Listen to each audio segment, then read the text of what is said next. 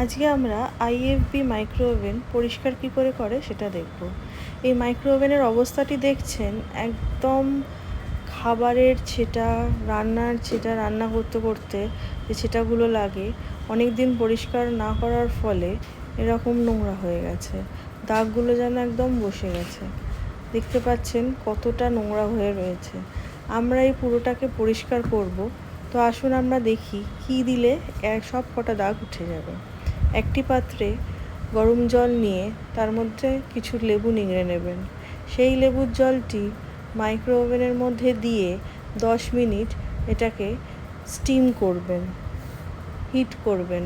Hit করার ফলে কি হবে, এই যত ময়লাগুলো আছে ওগুলো সফট হয়ে যাবে, নরম হয়ে যাবে।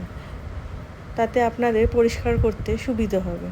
দেখুন, ওটা হয়ে যাওয়ার পর আমরা স্কচ ব্রাইটের একটু সাবানের সাহায্যে এই নোংরা জায়গাগুলোতে একটু ঘষছি, কিন্তু ময়লাগুলো খুব ইজিলি উঠে আসছে। আপনারা দেখতে পাচ্ছেন খুব ইজিলি উঠে আসছে। আপনারা চারদিক করে পরিষ্কার করবেন, ঘষে ঘষে পরিষ্কার করবেন। দেখুন সব ময়লাগুলো, খাবারের দাগগুলো উঠে যাচ্ছে।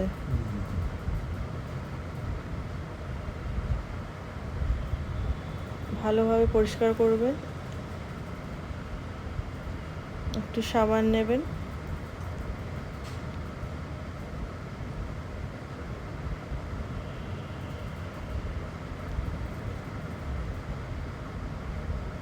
দেখতে পাচ্ছেন দাগগুলো কেমন উঠে যাচ্ছে।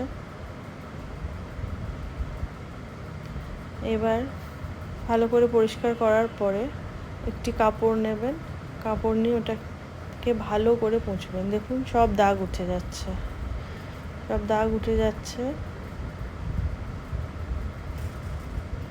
দেখুন একদম পরিষ্কার হয়ে যাচ্ছে। আর একবার কাপড়টাকে ধুয়ে নেবেন, ধুয়ে নিয়ে আর একবার মুছবেন, মুছে দেখবেন সব দাগ উঠে গিয়ে একদম পরিষ্কার হয়ে গেছে। এবার আপনারা দেখতে পাচ্ছেন, দেখুন একদম পরিষ্কার হয়েছে।